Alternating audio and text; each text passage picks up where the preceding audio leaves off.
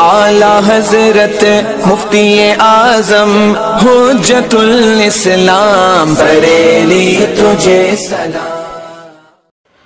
السلام علیکم ورحمۃ اللہ تعالی وبرکاتہ۔ مرکز اہل سنت جامعہ رضویہ منظر اسلام کے یوٹیوب چینل ہم سبق درس نظامی میں آپ کا خیر مقدم ہے۔ پیارے بچوں، جنہوں نے ہمارے چینل کو اب تک سبسکرائب نہیں کیا ہے وہ ضرور سبسکرائب کر لیں اور بیل آئیکن یعنی گھنٹی بھی بجا دیں تاکہ ہر ویڈیو کی نوٹیفیکیشن اطلاع آپ تک اپلوڈ کرتے ہی پہنچ جائے، اور اپنے دوستوں سے بھی شیئر کریں، اور بات پسند آئے تو لائک بھی کیا کریں، اور اپنے قلبی تاثرات کو کمنٹ کر کے بھی ضرور بتائیں۔ اب آپ کے سامنے جامعہ رضویہ منظر اسلام کے ایک اہم استاذ حضرت مولانا مفتی محمد ابراہیم صاحب قبلہ آپ کو نور الانوار کا درس دیں گے۔ آپ ان کے درس کو دھیان سے سنیں۔ بسم اللہ الرحمن الرحیم۔ ثم لما كان بیان التغییر منقسما الى الشرط والاستثناء، پھر جب بیان تغییر یہ منقسم ہے شرط اور استثناء کی جانب، جیسے کہ پیچھے گزرا تھا کہ بیان تغییر کے بارے میں کہا تھا کہ تعلیق بالشرط والاستثناء، اس کی دو صورتیں ذکر کی ہیں، تعلیق بالشرط اور استثناء، ٹھیک ہے۔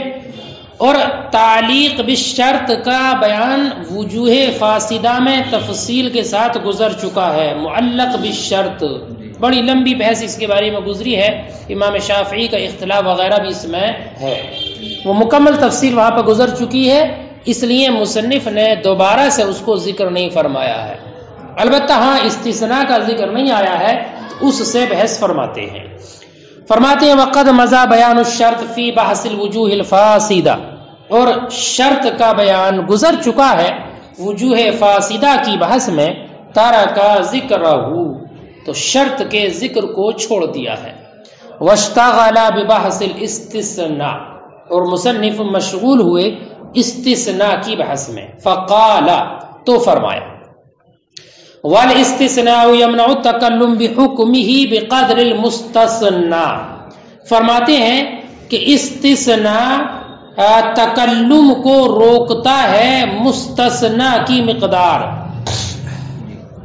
استثناء تکلم کو روکتا ہے، مستثنی کی مقدار تکلم کو روکتا ہے اس کے حکم کے ساتھ، اس کے حکم کے ساتھ، تو وہ ایسا ہو جاتا ہے گویا کہ قائل نے مستثنی کی مقدار کا تکلم ہی نہیں کیا۔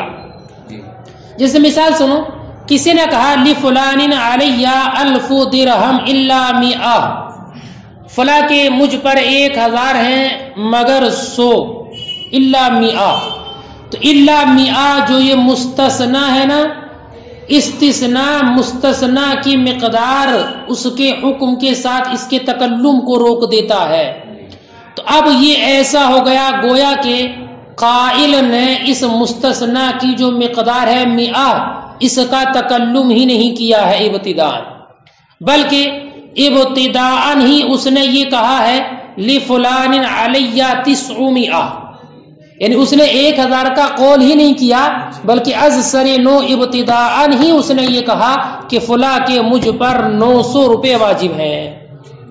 تو اب جو 900 میں سے 100 نکالے تبھی تو 1000 میں سے 100 نکالے تو 900 بچے نا، تو الا 100 کی جو مقدار ہے 100 مستثنی، گویا کہ متکلم نے اس کا تکلم ہی نہیں کیا، اس کا تکلم ہی نہیں کیا۔ بالکل ایسے ہی جیسے کہ تعلیق بالشرط کے بارے میں آپ نے پڑھا ہے اگر یاد ہو تو، جیسے کہ اگر کسی نے کہا انت طالق ان دخلت الدار، تو ہمارے نزدیک انت طالق فی الحال سبب نہیں ہے، بلکہ انت طالق سبب بنے گا وجود شرط کے وقت میں، تو گویا کہ متکلم نے ابھی انت طالق کا تکلم ہی نہیں کیا ہے، بلکہ اس کا تکلم ہوگا وجود شرط کے وقت۔ ایسے ہی یہاں پر گویا کہ متکلم نے الا 100 جو مستثنی کی مقدار ہے اس کا تکلم ہی نہیں کیا، بلکہ اس نے یہ کہا لفلان علی 900، 900 تو اب جو باقی ہے مستثنا، استثناء نام ہے باقی کے تکلم کا. باقی کیا؟ مستثنا کی مقدار کو نکالنے کے بعد جو باقی بچا، جیسے الا 100 کی مقدار نکالی تو 900 بچے نا، تو جو 900 900 بچے اسی کے تکلم کا نام ہے استثناء. اصل کلام وہی ہے. استثناء مستثنا کی مقدار تکلم کو روک دیتا ہے، اس کا تکلم ہی نہیں ہوتا، جیسے کہ شرط میں ہوتا ہے کہ انت تعلق سبب کا فی الحال وجود نہیں ہوتا ہے. بات پلے پڑی کچھ؟ ترجمہ لگا دوں، دیکھو. فرماتے ہیں فقالت مصنف نے فرمایا والاستثناء یمنع التکلم بحکمہ بقدر المستثنى، اور اس استثناء اس کے حکم کے ساتھ تکلم کو روکتا ہے مستثنا کی مقدار، یہ تکلم کو روکتا حکم کے ساتھ. متعلق بالتکلم بقدر المستثنى، یہ تکلم سے متعلق ہے. کأنہ قال، گویا کہ انہوں نے کہا والاستثناء یمنع التکلم بقدر المستثنى، اور استثناء روکتا ہے تکلم کو مستثنا کی مقدار اس کے حکم کے ساتھ. یعنی مطلب یہ ہے کأنہ لم یتکلم بقدر المستثنى اصلا، گویا کہ متکلم نے مستثنا کی مقدار کا اصلا تکلم ہی نہیں کیا. فجعل تکلما بالباقی بعدہ، تو بنایا ہے اس کے بعد باقی کے تکلم کو، اے بعد الاستثناء، یعنی استثناء کے بعد جو باقی بچا وہی اصل کلام ہے. فإذا قال، تو جب اس نے کہا لہو علی 1000 درہم الا 100 فکأنہ قال، تو گویا کہ اس نے یہ کہا لہو علی 900 فقدر ال100 کأنہ لم یتکلم بھی، تو 100 کی مقدار گویا کہ اس نے تکلم ہی نہیں کیا. ولم یحکم علیہ، اور اس پر حکم نہیں لگایا. کما کان فی التعلیق بالشرط، جیسے کہ تعلیق بالشرط میں ہوتا ہے لم یتکلم بالجزاء، جزا کا تکلم نہیں ہوتا حتی وجد الشرط، یہاں تک کہ شرط پالی جائے. جزا وہی انت تعلیق، ان دخلت الدار فانت تعلیق، یہ جو جزا ہے تو جزا کا تکلم نہیں ہوتا یہاں تک کہ شرط پالی جائے. بیٹا بات سمجھ گئے؟ یہ ہے امام اعظم کا مذہب. امام شافعی فرماتے ہیں نہیں، ان کے نزدیک مذہب یہ ہے کہ حکم جو رکتا ہے یہ بطریق معارضہ. کیا مطلب؟ اگر کسی نے لی فلان علی 1000 الا 100 کہا تو اب ایسی صورت میں حکم جو رک رہا ہے 100 کے ثبوت کا یہ بطریق معارضہ ہے. بطریق معارضہ کا کیا مطلب؟ کہ مستثنا اس میں ابتداءً کلام سابق میں حکم لگایا گیا ہے، مستثنا میں بھی. کیا مطلب؟ جیسے کہ کسی نے کہا لی فلان علی 1000، تو جو مستثنا ہے 100 ابتدائے کلام سابق جو ہے لی فلان علی 1000، اس میں تو حکم لگایا گیا اس کے وجوب کا. نہیں بات ہماری بیٹا؟ ارے جب تک الا 100 کا تکلم نہیں کیا تب تک تو 100 کا ثبوت ہے الف کے ساتھ، تو صدر کلام تو اس کو شامل ہے. لیکن بعد میں الا 100 کے ذریعے 100 کی مقدار کو خارج کر دیا، تو اب یہ خروج جو ہوگا حکم کا منع کرنا جو ہوگا بطریق معارضہ ہوگا. اب اصلی عبارت اس کی نکلے گی لفلان علی 1000 الا 100 فانها لیست علی، مگر سو کہ وہ مجھ پر واجب نہیں ہے. تو صدر کلام جو ہے ابتدائی کلام یہ اس سو کے وجوب کو ثابت کرتا ہے، اور استثناء اس کے خروج کو واجب کرتا ہے، اس کی نفی کرتا ہے. یعنی صدر کلام یہ چاہتا ہے کہ سو واجب ہو، اور استثناء اس بات کا تقاضا کرتا ہے کہ اس کی نفی ہو، وہ واجب نہ ہو. اور قاعدہ اذا تعارض تساقط، جب تعارض ہو تو دونوں ساقط ہو جائیں گے، تعارض ہو تو دونوں ساقط ہو جائیں گے. اس لیے 100 میں کوئی بھی حکم ثابت نہیں ہوگا. تو یہ حکم کا منع کرنا جو ہوگا مستثنا کی مقدار میں بطریق معارضہ ہوگا. بات سمجھ میں آ گئی بیٹا؟ حاصل کلام ایک ہی ہے دونوں کا. امام اعظم کے نزدیک بھی 900 واجب ہوں گے، ان کے نزدیک بھی 900 واجب ہوں گے، بس طرز استدلال الگ الگ ہے. ہمارے نزدیک باقی کا تکلم کا نام ہے، گویا کہ متکلم نے استثناء کی مقدار کا تکلم ہی نہیں کیا، مستثنا کی مقدار کا. وہی کہتے نہیں بطریق معارضہ اس کی نفی ہوتی ہے. ٹھیک ہے؟ وعند الشافعی یمنع الحکم بطریق المعارضہ، اور امام شافعی کے نزدیک وہ حکم کو روکتا ہے بطریق معارضہ. یعنی ان المستثنى قد حکم علی اولا فی الکلام السابق، یعنی مستثنا کہ اس پر حکم لگایا گیا اولا کلام سابق میں، ثم اخرج بعد ذلك بطریق المعارضہ، پھر اس کے بعد اس کو نکالا ہے بطریق معارضہ. فکان تقدیر قوله، تو اس کے قول کی تقدیر کون سا قول؟ یہ لفلان علی 1000 درہم الا 100 فانها لیست علی، یہ تقدیر ہوگی. فإن الصدر الکلام یوجبها کہ صدر کلام اس کو واجب کرتا ہے، اس کو الا مئہ کے ثبوت کو، والاستثناء ينفيها اور استثناء اس مئت کے ثبوت کی نفی کرتا ہے، فتعارض تو دونوں میں تعارض ہوا، فتساقط دونوں ساقط ہو جائیں۔ وقیل فائدته تظہر فيما اذا استثنى خلاف جنسی، فرماتے اس کا فائدہ کیا ہوا؟ حاصل تو ایک ہی نکلا، نوسون کے نزدیک واجب، نوسون کے نزدیک واجب۔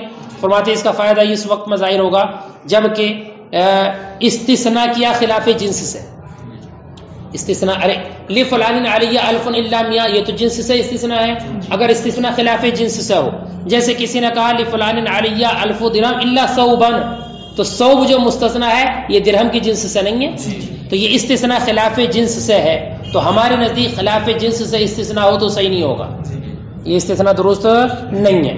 بس میں کیوں؟ اس لیے کہ یہ اس کے لیے بیان نہیں بن سکتا، بیان تو اسی وقت بنتا کہ جب یہ اس کی جنس سے ہو، بس میں کہ نہیں۔ اور امام شافعی کہتے ہیں نہیں، استثناء درست ہے، یہ استثناء صحیح ہے، اور جو ثوب اس نے کہا ہے تو ثوب کی قیمت جتنی ہوگی اتنا الف سے کم کیا جائے گا، کیوں؟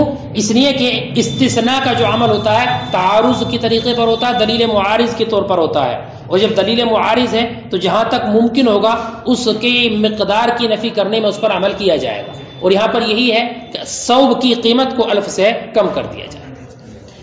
وقیل اور کہا گیا اس کا فائدہ ظاہر ہوگا اس صورت میں اذا استثنى خلاف جنسی، کہ جب استثناء کیا اس کی خلاف جنس سے، کا قول ہی جیسے کہ اس کا قول لفلان علی الف درہم الا ثوبا فإننا لا يصح الاستثناء، تو ہمارے نزدیک یہ استثناء صحیح نہیں ہے، لأنه لا يصح بیانا، اس لیے کہ اس کا بیان بننا صحیح نہیں ہے، وعنده يصح، اور امام شافعی نزدیک یہ صحیح ہے، فينقص من الالف قدر قیمت الثوب، تو کم کیا جائے گا الف سے ثوب کی قیمت کی مقدار، لأن عمل الاستثناء كالدلیل معارض، اس لیے کہ استثناء کا عمل دلیل معارض کے طور پر ہوتا ہے، وہ بحسب الامکان، اور وہ طریقے امکان ہوگا، والامکان ہا ہونا فی نفی مقدار قیمتی، اور امکان یہاں پر اس کی قیمت کی مقدار کی نفی کرنے میں ہے، ولا یخلو عن ھذا خدشہ، اور یہ مقام خدشے سے خالی نہیں ہے، تکلف سے خالی نہیں ہے۔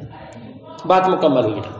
لإجماع اہل اللغہ سے اب ان کی دلیل ہے، کس کی؟ امام شافعی کی، یعنی اعتراض کی حاصل یہ ہوا، اب دلیل سنو، دونوں کی دلیل سنو، کس کی؟ امام اعظم کی دلیل اور امام شافعی کی۔ پہلے امام شافعی کی دلیل سنو۔ امام شافعی نے یہ کہا کہ بطریق معارضہ اس کا ثبوت ہوگا تعارض کے طریقے پر۔ ان کی دلیل یہ ہے کہ اہل لغت کا اجماع ہے اس بات پر کہ استثناء نفی سے اس بات ہے اور اس بات سے نفی ہے۔ کیا مطلب؟ کچھ نہیں سمجھے ہوگے۔ استثناء اگر کلام مثبت میں ہو تو استثناء میں نفی کا حکم ثابت ہوگا، اور اگر استثناء کلام نفی میں ہو تو مستثنیٰ میں اس بات کا حکم ثابت ہوگا۔ جیسے کہا لفلان علی الف، تو یہ کلام مثبت ہے تو الا مئہ میں نفی کا ثبوت ہوگا، اور اگر ابتدان کلام نفی ہو تو مستثنیٰ میں اس بات کا حکم ثابت ہوگا۔ بات میں ہے کہ نہیں؟ تو یہ امام شافعی کی دلیل ہے اسی بات پر کہ استثناء جو ہے یہ بطریق معارضہ ہے، کیونکہ کلام نفی اگر ہو تو مستثنیٰ میں اس بات ہوتا ہے، اور کلام اس بات مثبت اگر ہو تو مستثنیٰ میں نفی ہوتی ہے۔ بات میں ہے کہ نہیں؟ تو یہ دونوں ایک دوسرے کے معارض ہوتے ہیں۔ بات سمجھ آگئی؟ اور اہل لغت کا اس پر اجماع ہے۔ سنو، یہی وجہ ہے کہ جو کلمہ توحید ہے لا الہ الا اللہ، لا الہ الا اللہ، تو اللہ تعالیٰ یہ جو کلمہ توحید ہے لا الہ الا اللہ، تو اس کا معنی جو ہے وہ نفی کرنا ہے غیر اللہ کے معبود ہونے کی اور اللہ کے معبود ہونے کا اس بات ہے۔ کلمہ شہادت کا مطلب کیا ہے؟ کہ غیر اللہ کے معبود ہونے کی نفی کرنا ہے اور اللہ کے معبود ہونے کا ثبوت کرنا ہے، تو اس میں نفی اور اس بات دونوں ہے۔ ٹھیک ہے؟ امام شافعی فرماتے ہیں اگر باقی کے تکلم کا نام استثناء ہونا، جیسے کہ امام اعظم نے کہا ہے، تو ایسی صورت میں اس کلمہ توحید میں غیر اللہ کے معبود ہونے کی نفی تو ہوگی، لیکن اللہ کے معبود ہونے کا اس بات نہیں ہوگا، اس لیے کہ ایک آیا لا الہ الا اللہ، اور امام اعظم یہ کہتے ہیں کہ ایسا ہے جیسے کہ متکلم نے استثناء کی مقدار جو استثناء ہے مستثنیٰ ہے اس کا تکلم ہی نہیں کیا، تو گویا کہ اس نے الا اللہ کا تکلم ہی نہیں کیا، تو صرف لا الہ الا اللہ بچا۔ اب معنی یہ ثابت ہوگا کہ اللہ کے سوا کوئی معبود نہیں، تو غیر اللہ کے معبود ہونے کی نفی تو ثابت ہو گئی، لیکن اللہ معبود ہے اس کا ثبوت کہاں ہوا؟ تو اس کلمہ توحید میں حالانکہ مقصد اثبات اور نفی دونوں کو ثابت کرنا ہے، تو اگر باقی کے تکلم کا نام استثناء ہو تو ایسی صورت میں یہ کلمہ توحید غیر اللہ کے لیے نفی تو ہوگا معبود ہونے کی، لیکن اللہ کے معبود ہونے کی اس میں اس بات نہیں ہوگا، حالانکہ مقصد یہی ہے کہ اللہ معبود ہے نا، برخلاف اس کے جو امام شافعی نے کہا ہے۔ امام شافعی نے کہا کہ جو ہم نے کہا ہے بطریق معارضہ، اس پر اگر مانا جائے تو ایسی صورت میں اب اللہ کے معبود ہونے کا ثبوت بھی ہو جائے گا، بات میں آئے گی نہیں، اللہ کے معبود ہونے کا ثبوت بھی، اس لیے ہم نے یہ کہا کہ اس کا جو حکم ہے بطریق معارضہ۔ ارے بیٹا بات میں آ گئی؟ دیکھو لِإِجْمَاعِ اہل اللغہ، اہل لغت کے اجماع کی وجہ سے اس بات پر ان الاستثناء من النفی، اس بات کہ استثناء نفی سے کلام نفی سے، کلام منفی سے اس بات ہوگا، یعنی استثناء میں مستثنیٰ میں اس بات کا حکم ثابت ہوگا، ومن الاثبات نفی، اور اگر کلام مثبت ہے تو مستثنیٰ میں نفی ہوگی۔ ھذا دلیل للشافعی، یہ امام شافعی کی دلیل ہے اس بات پر ان عمل الاستثناء بطریق المعارضہ، کہ استثناء کا عمل بطریق معارضہ ہوتا ہے، لان النفی والاثبات یتعارضان معا، اس لیے کہ نفی اور اثبات دونوں ایک ساتھ معارض ہوتے ہیں، لأن قولہ تعالی، اس لیے کہ اللہ تعالیٰ کا ارشاد لا الہ الا اللہ، اس لیے کہ اس کا قول لا الہ الا اللہ للتوحید، توحید کے لیے، ومعناہ، اور اس کلام کا معنی ہے النفی والاثبات، نفی اور اثبات، یعنی اللہ کے معبود ہونے کا اثبات اور غیر اللہ کے معبود ہونے کی نفی۔ فلو کان تکلما بالباقی، تو اگر یہ باقی کا تکلم ہو جیسے امام اعظم نے کہا، کان نفیا لغیرہ، تو غیر اللہ کے لیے نفی تو ہوگا اس میں، لا اثبات اللہ، لیکن اللہ کے معبود ہونے کا اثبات نہیں ہوگا، لأن المعنی حینئذ، اس لیے کہ اس وقت معنی ہوگا لا الہ غیر اللہ، اللہ کے سوا کوئی معبود نہیں، فیکون نفیا لغیر اللہ، تو غیر اللہ کی نفی ہوگی لا اثبات للہ، اللہ کے لیے اثبات نہیں ہوگا، الذی هو المقصود، حالانکہ مقصد یہی ہے کہ اللہ معبود ہے، اور اسی کا ثبوت نہیں ہو رہا۔ وبخلاف ما لو حملنا علی سبیل المعارضہ، اور باخلاف اس صورت کے کہ اگر ہم اس کو محمول کر لیں بطریق معارضہ تو اب ثبوت ہو جائے گا، اذ یکون المعنی حینئذ، کیونکہ اب معنی اس وقت ہوگا لا الہ الا اللہ فانہ موجود، کہ اللہ کے سوا کوئی معبود نہیں اس لیے کہ وہ موجود ہے، تو اب اس کے ثبوت ہو جائے گا، اب نفی بھی ثابت ہوگی غیر اللہ کی اور اللہ کے لیے اس بات بھی ہو جائے گا۔ اس لیے امام شافعی نے یہ کہا ہے کہ اس کا ثبوت بطریق معارضہ ہوگا۔ بیٹا دلیل سمجھ میں آ گئی امام شافعی کی؟ صحیح سمجھ میں آ گئی؟ اب امام اعظم کی دلیل سنو۔ امام اعظم یہ کہتے ہیں نہیں، حقیقت یہی ہے کہ استثناء باقی کے تکلم کا نام ہے، گویا کہ متکلم نے مستثنیٰ کا تکلم ہی نہیں کیا ہے، یہ تو دعویٰ کیا تھا۔ دلیل سنو، دلیل اللہ تعالیٰ کے ارشاد گرامی حضرت نوح علیہ الصلوۃ والسلام کے بارے میں، اللہ نے ارشاد فرمایا فَلَبِثَ فِيهِمْ أَلْفَ سَنَةٍ إِلَّا 50 عاما، تو دیکھو صدر کلام ہے الا الف سنۃ فلبث فیہم الف سنہ، صدر کلام ہے، اور اس سے استثناء الا 50 عاما، بات سمجھ کہ نہیں کہ حضرت نوح اپنی قوم کے درمیان 1000 سال رہے مگر 50 سال، 50 سال کا استثناء ہے تو کتنے بچے؟ 950۔ ابھی 50 سال کون سا جس کا استثناء ہے؟ یا تو 50 سال وہ جو آپ کے نبوت کا اعلان کرنے سے قبل کے تھے، یا وہ 50 سال مراد ہیں جو طوفان نوح آنے کے بعد آپ دنیا میں رہے تھے، بس میں یہ نہیں، یا تو وہ 50 سال مراد ہیں جو طوفان نوح کے بعد غرق ہونے کے بعد کافر ہو کے آپ 50 سال دنیا میں رہے، یا نبوت سے پہلے کے 50 سال مراد ہیں، بس میں نہیں، بہرحال 50 کا استثناء ہے، 50 کا استثناء ہے۔ اگر اس کلام کو محمول کیا جائے اس کے موافق جو امام شافعی نے کہا ہے، کیا کہا؟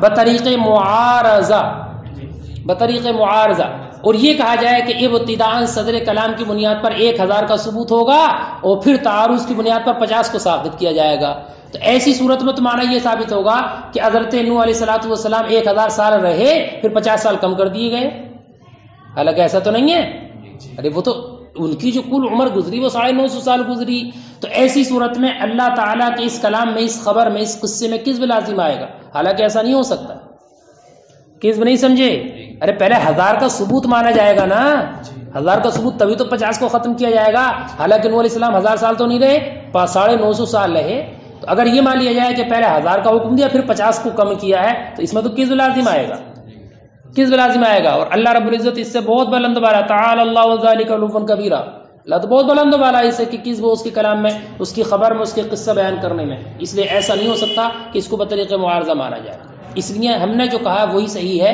کہ اس کا حکم گویا کہ ایسا ہے کہ اس نے تکلم ہی نہیں کیا۔ بات سمجھ گئے؟ ولنا اور ہماری دلیل قولہ اللہ تعالیٰ کا ارشاد فلبث فیہم الف سنۃ الا 50 عاما اے لبث نوح فی القوم الف سنہ الا 50 عاما الذی کان قبل الدعوہ وہ 50 سال جو دعوت سے پہلے کے تھے، او 50 عاما یا وہ 50 سال الذی عاش فیہ کہ جس میں آپ زندہ رہے بعد غرقہم ان لوگوں کے ڈوب جانے کے بعد. فلو حملنا هذا الكلام على المعارضہ تو اگر ہم اس کلام کو معارضہ پر محمول کر لیں لکان کذبا فی الخبر والقصہ تو اس خبر اور اس قصے میں کذب لازم آئے گا، حالانکہ یہ ممکن نہیں. وسقوط الحکم بطریق المعارضہ فی الایجاب لا یکون لا فی الاخبار. سنو یہاں سے امام شافعی کا جواب دیتے ہیں کہ آپ نے جو کہا نا بطریق معارضہ حکم ثابت ہوگا، حکم ساقط ہوگا، تو حکم کا ساقط ہونا بطریق معارضہ یہ ایجاب میں ہوتا ہے. کس میں بیٹا؟ ایجاب میں. ایجاب سے مراد انشاء اخبار میں نہیں، یعنی جو کلام خبر کی قسم سے ہو اس میں حکم بطریق معارضہ ساقط نہیں ہوتا. ہاں انشاء میں، کلام انشاء جو ہوگا اس میں حکم کا سقوط بطریق معارضہ ہوتا ہے. ٹھیک ہے. وسقوط الحکم بطریق معارضہ اور حکم کا ساقط ہونا معارضے کے طریقے پر ایجاب میں ہوتا ہے، لا فی الاخبار اخبار میں نہیں. اور یہ اخبار سے ہے. کون سا؟ حضرت نوح کا ذکر. اخبار میں بطریق معارضہ حکم کا سقوط نہیں ہوتا. فعلمنا تو ہم نے جان لیا ان لیس عمل الاستثناء للمعارضہ کہ نہیں ہے استثناء کا عمل معارضے کے طریقے پر، کما زعم الشافعی جیسے کہ امام شافعی نے گمان کیا ہے. بات سمجھ میں آگے بیٹا؟ ولأن سے ایک اور دوسری دلیل کس کی؟ امام اعظم کی. دوسری دلیل یہ ہے کہ تم نے یہ دلیل دینا کہ اہل لغت کا اجماع اس بات پر کہ کلام نفی سے اگر استثناء ہو تو اس بات ہوگا، اور کلام مثبت سے اگر استثناء ہو تو نفی ہوگی. اہل لغت کا اجماع تو دیا. ہماری دلیل یہ ہے کہ جیسے اہل لغت کا اس بات پر اجماع ہے نا، اہل لغت کا ایک اجماع اور ہے، ایک اجماع اور ہے، وہ بھی سنو. وہ کیا ہے؟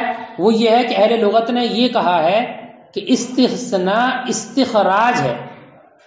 کیا بیٹا؟ استثناء استخراج ہے، یعنی مستثنیٰ سے مستثنیٰ منہ سے مستثنیٰ کے خروج کو طلب کرنا. استخراج سمجھ لو، مستثنیٰ منہ سے مستثنیٰ کی مقدار کے خروج کو طلب کرنا، یہ ہے استثناء. تو اہل لغت نے یہ کہا ہے کہ استثناء استخراج ہے اور استثناء کے بعد باقی کے تکلم کا نام ہے. استثناء کے بعد باقی کے تکلم، جیسے انہوں نے یہ کہا ہے کہ کلام نفی سے اس بات ہے اور اس بات سے نفی ہے، ایسے انہوں نے یہ بھی کہا ہے. تو یہ بھی ان کا اجماع ہے اور یہ بھی ان کا اجماع ہے. تو اب ان دونوں قولوں میں تعارض ہو گیا. یہ بھی اہل لغت کا اجماع، یہ بھی اہل لغت کا اجماع. تو آپ نے اس پر عمل کیا، ہم نے اس پر عمل کر لیا. ارے بات سمجھ گئے نہیں؟ یا ہم نے ان دونوں کے درمیان تطبیق دے دی اور وہ یہ کہا کہ استثناء اپنی وضع اور اصل کے اعتبار سے باقی کے تکلم کا نام ہے، اصل کے اعتبار سے. اور استثناء اس بات سے نفی ہے اور نفی سے اس بات ہے اشارت النص کے اعتبار سے. اس کے اعتبار سے اشارت کے اعتبار سے. اور اگر دونوں چیزیں جمع ہو جائیں، عبارت بھی جمع ہو اور اشارہ بھی ہو، تو کون افضل ہوگا؟ عبارت افضل ہوگی، ظاہر سی بات ہے عبارت النص افضل ہوگا. اس لیے ہم نے اس پر عمل کیا ہے. ٹھیک ہے. وَلِأَنَّ أَهْلَ اللُّغَةِ اور اس لیے کہ اہل لغت نے کہا ہے الاستثناء استخراج کہ استثناء استخراج ہے اور باقی کا تکلم ہے استثناء کے بعد. کما قالو جیسے کہ انہوں نے کہا ہے انه من النفی اثبات و من الاثبات نفی کہ یہ اس بات سے نفی ہے اور نفی سے اس بات ہے.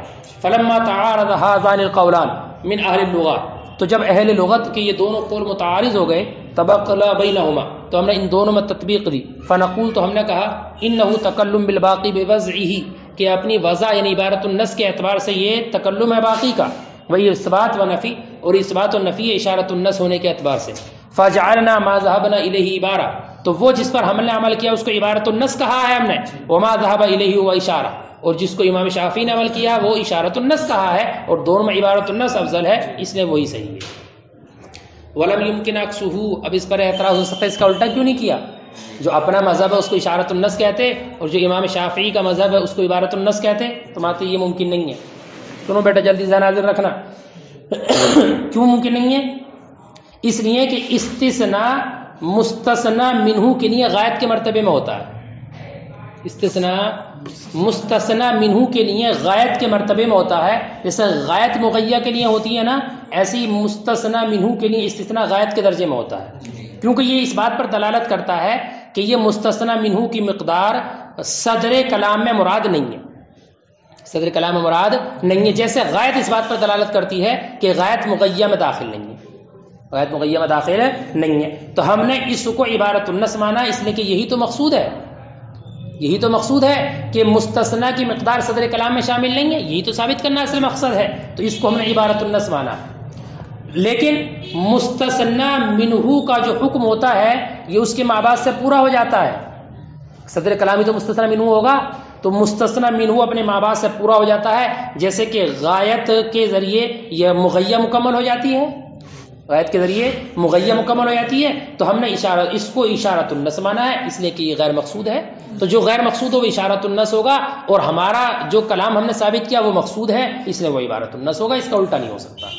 ولم يمكن عكسه، اس کا الٹا ممکن نہیں ہے. وذلك، اور وہ لأن الاستثناء بمنزلة الغاية للمستثنى منه، اس لیے کہ استثناء غایت کے مرتبے میں ہے مستثنی منہ کے لیے. کیوں؟ لأنه يدل على أن هذا القدر ليس بمراد من الصدر، اس لیے کہ یہ دلالت کرتا ہے اس بات پر کہ یہ مقدار کون سی مستثنی کی مقدار مراد نہیں ہے صدر کلام سے. کما ان الغایت ہے بیٹا، یہ غایت جیسے کہ غایت لیس بمرادۃ من المغیہ، جیسے کہ غایت مغیہ سے مراد نہیں ہوتی ہے. فجعلناه في هذا عبارہ، تو ہم نے اس بارے میں اس کو عبارت النص مانا. لأنه المقصود، اس لیے کہ یہی تو مقصود ہے، اور جو مقصود وہ عبارت النص ہوتا ہے. على ان حکم المستثنى منه، علاوہ اس کے مستثنی منہ کا حکم ينتهي بما بعده، اپنے ما بعد سے پورا ہو جاتا ہے.